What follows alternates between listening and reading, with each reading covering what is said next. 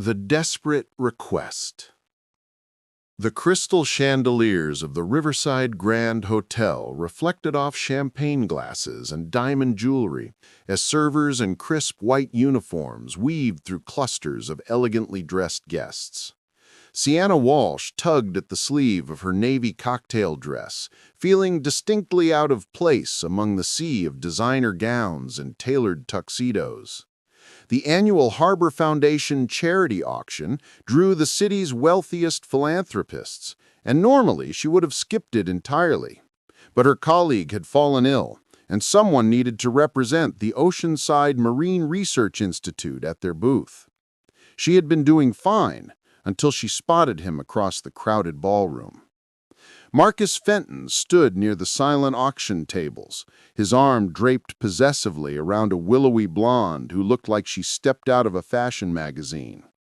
Even from 30 feet away, Sienna could see the self-satisfied expression on his angular face as he held court with a group of older businessmen, no doubt name-dropping his recent promotion to senior associate at Hartwick and Danes. Her stomach twisted with a familiar mixture of anxiety and anger.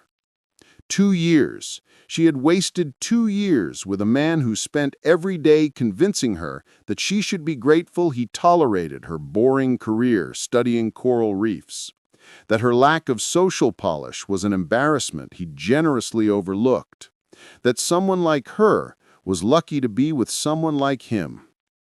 6 months since she finally found the courage to end it, and the sight of him still made her feel small. Marcus's eyes swept the room with practiced casualness, and Sienna knew the exact moment he spotted her. His expression shifted into something predatory, and he murmured something to his companions before heading directly toward her. Panic seized her chest. She couldn't face him, couldn't endure whatever cutting remark he had prepared about seeing her alone and out of her depth at an event like this. Her eyes darted frantically around the ballroom, searching for an escape route, and landed on a man standing alone near the bar. He was tall, probably 6'2", with dark hair swept back from a face all sharp lines and quiet intensity. His black tuxedo fit him perfectly, and unlike everyone else networking aggressively around the room, he seemed completely comfortable in his solitude, examining his phone with an expression of mild distraction. Without giving herself time to think about how insane this was, Sienna crossed the distance between them in quick strides. Her heels clicked against the marble floor, and she was breathless by the time she reached him. "Excuse me," she said, her voice coming out higher than intended. "I know this is going to sound completely crazy, but I need you to be my boyfriend for the next 5 minutes." The man looked up from his phone, and Sienna could feel her breath catch. Up close, he was striking in a way that made her forget her rehearsed explanation. His eyes were deep gray, intelligent and assessing, with a hint of amusement crinkling at the corners. A faint scar cut through his left eyebrow, giving him an edge that contrasted intriguingly with the refined elegance of his evening wear. "Boyfriend," he repeated slowly, his voice smooth and rich like aged whiskey. "That's quite a specific request from a complete stranger." "I know how it sounds," Sienna rushed on, aware that Marcus was getting closer. "My ex is heading this way, and I really can't deal with him tonight. You looked approachable, and I'm desperate, and I promise I'll explain everything if you just help me out for a few minutes." She could hear Marcus's voice now, getting louder as he cut through a conversation to reach her. The stranger's eyes flicked over her shoulder, then back to her face. For a terrible moment, she thought he would refuse, would step away and leave her to face Marcus's condescension alone. Instead, he slipped his phone into his pocket and reached out, gently taking her hand in his. His fingers were warm and steady against her cold ones, and the touch sent an unexpected jolt of awareness through her system. "Breathe," he said quietly, his thumb brushing across her knuckles. "I've got you, but you definitely owe me that explanation." Relief flooded through Sienna so powerfully that her knees felt weak. "Thank you. "Oh, God, thank you so much." "Sienna!" Marcus's voice cut through the ambient noise of the gala like a blade. She turned, keeping her hand firmly in the stranger's grip, and faced her ex-boyfriend. Marcus had stopped a few feet away, his date hovering behind him with an expression of polite boredom. His eyes moved from Sienna to the man beside her, and she saw confusion flicker across his face before he masked it with his usual superior smile. "I thought that was you," Marcus said, his tone dripping with false warmth. "Still attending events above your pay grade, I see. Though I suppose the foundation probably gave you a free ticket for manning their little booth." The casual cruelty was so familiar that Sienna felt herself starting to shrink, to make herself smaller the way she always had during their relationship. But then the stranger stepped closer, his presence solid and reassuring at her side. "I don't believe we've met," he said, his voice polite but carrying an undertone of steel. "Damien Cross." Sienna felt Marcus's entire demeanor shift at the name. His eyes widened slightly, and his posture straightened in a way that would have been satisfying if it wasn't so predictable. "Marcus Fenton," her ex said, offering his hand with considerably more deference than he had shown a moment ago. "Wait, Cross-Tech Industries? The sustainable technology company?" "Among other ventures," Damien confirmed, shaking Marcus's hand briefly before returning his attention to Sienna. The way he looked at her, as if she were the only person worth noticing in the entire ballroom, made her heart skip. "Darling, didn't you want to check out the silent auction? I think there's a marine conservation package you mentioned earlier." The endearment rolled off his tongue so naturally that for a moment Sienna almost forgot this was an act. She nodded, not trusting her voice. "Wait," Marcus called after them, confusion and anger mixing in his expression. "You two are together?" Damien paused, keeping Sienna close to his side. "For several months, actually, though I can't imagine why that would be your concern." His tone was pleasant, but dismissive. "Now, if you'll excuse us, we have a donation to make." Without waiting for a response, he guided Sienna away from Marcus, his hand resting lightly but possessively at the small of her back. Unexpected connection. After smoothly extracting themselves from Marcus's presence, Damien led Sienna to a quiet corner of the hotel's lounge bar. She collapsed in a leather chair, finally allowing herself to breathe. "I cannot believe I just did that," she said, covering her face with her hands. "I ambushed a complete stranger and asked him to pretend to be my boyfriend. I'm normally a very rational person, I swear." Damien settled into the chair across from her, a slight smile playing at his lips. "You did mention an explanation was forthcoming." Over the next hour, words tumbled out of Sienna. She told him about Marcus, about the 2 years of systematic emotional manipulation, and how he had convinced her that her passion for marine biology was childish and that she should be grateful anyone would date someone so socially awkward.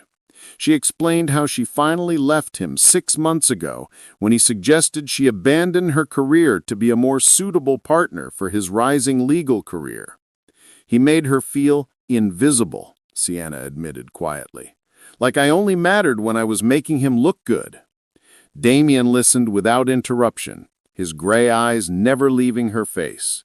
When she finished, he leaned forward slightly. "He was wrong about you. Completely wrong. You don't even know me. I know you had the courage to approach a stranger for help instead of running away. I know you're passionate enough about your work to attend events like this, even when they make you uncomfortable. And I know you're a marine biologist studying coral reefs, which is about 1,000 times more interesting than anything Marcus Fenton will ever accomplish pushing papers at a law firm." Heat rose in her cheeks. "How did you know I study coral reefs? I didn't mention that specifically." "You're wearing a small coral pin on your dress. And you mentioned the marine conservation package at the auction. I made an educated guess. He paused. I actually fund several ocean conservation initiatives through Crosstech. We're developing sustainable technology for reef restoration. I'd love to hear about your work, if you're willing to share. They talked for another 2 hours. Damien explained how he had built Crosstech from a college startup into a company revolutionizing clean energy and environmental technology. Sienna described her current project, documenting coral bleaching patterns in tropical ecosystems. He asked intelligent questions, and she found herself laughing at his dry observations about the tech industry. When the hotel bar finally announced last call, Sienna was startled to realize how much time had passed. "Can I walk—" The complication. The first crack appeared at the Coastal Development Gala, 6 weeks into their relationship. Sienna arrived on Damien's arm wearing a dress he had surprised her with, elegant but understated. Exactly her style. She was telling him about a breakthrough in her research when she heard the familiar voice. Well, well, the happy couple. Marcus stood before them, with his girlfriend, his expression calculating. "Sienna, Damien, what a coincidence seeing you here." "Marcus," Damien said coolly, his hand tightening protectively on Sienna's waist. "I've been hearing interesting things about you two," Marcus continued, his tone conversational but edged with malice. "Funny how this relationship started right after the Harbor Foundation event.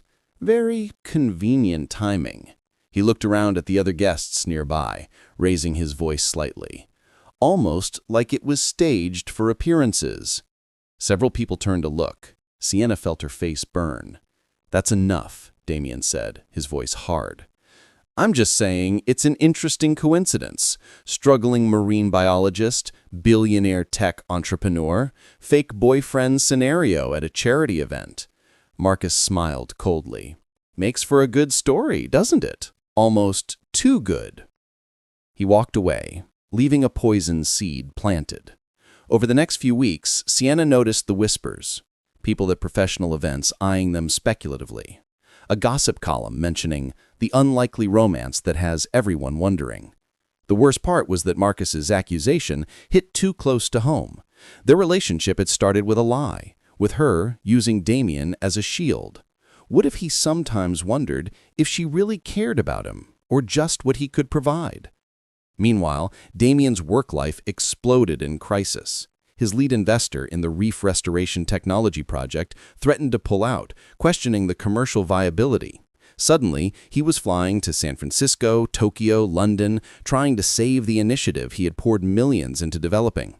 Sienna tried to be supportive, attending business dinners and networking events, but Marcus seemed to be everywhere, always watching, always ready with a subtle comment that made her feel like a fraud.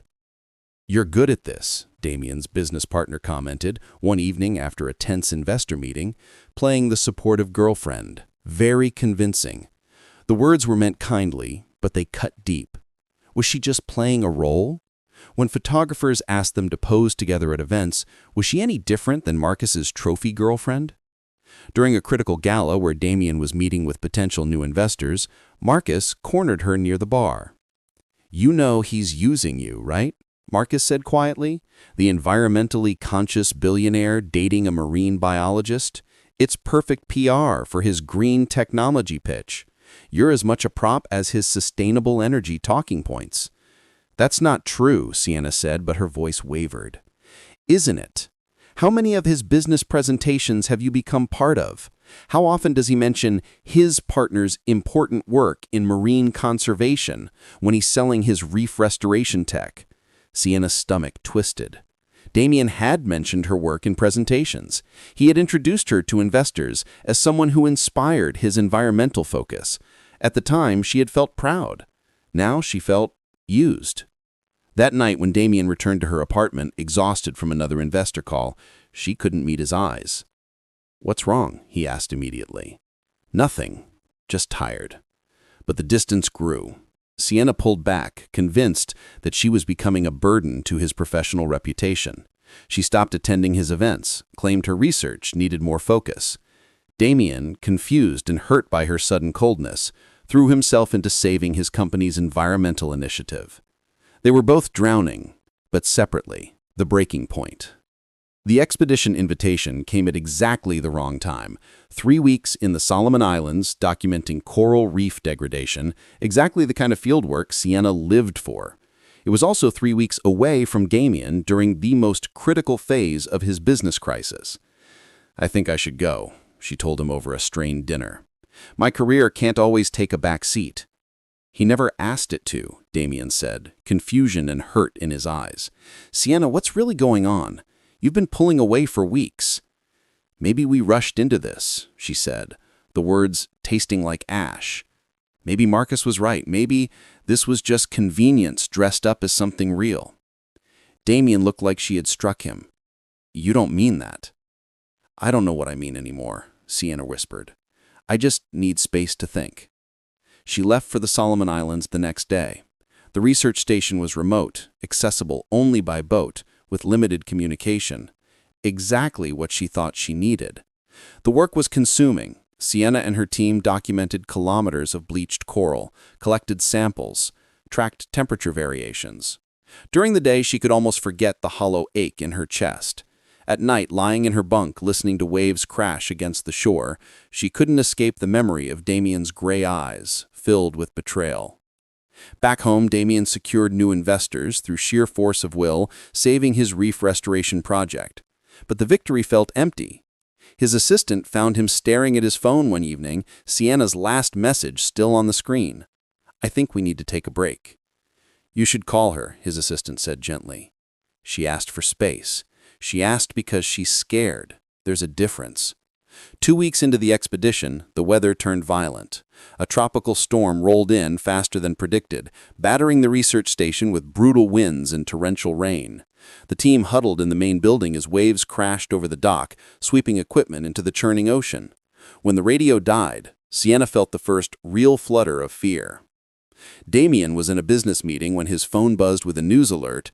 Research station in Solomon Islands loses contact during tropical storm. His blood went cold when he saw the Oceanside Marine Research Institute mentioned. He was out of the boardroom in seconds, his assistant scrambling to follow. "Charter a helicopter," he barked, "and find out which hospital has evacuation protocols for that region. I don't care what it costs." "Damien, the storm." "Now." 12 hours later, as the storm finally cleared, a helicopter touched down near the battered research station. Sienna emerged from the main building, exhausted and bedraggled, to find Damien climbing out, his suit rumpled and his face drawn with worry. "What are you doing here?" she breathed. He crossed the muddy ground in quick strides and pulled her into his arms, holding her so tightly she could barely breathe. "You could have died," he said hoarsely into her hair. "And the last conversation we had was you pushing me away." Sienna broke, tears mixing with rain on her face. "I'm sorry. God, Damien, I'm so sorry."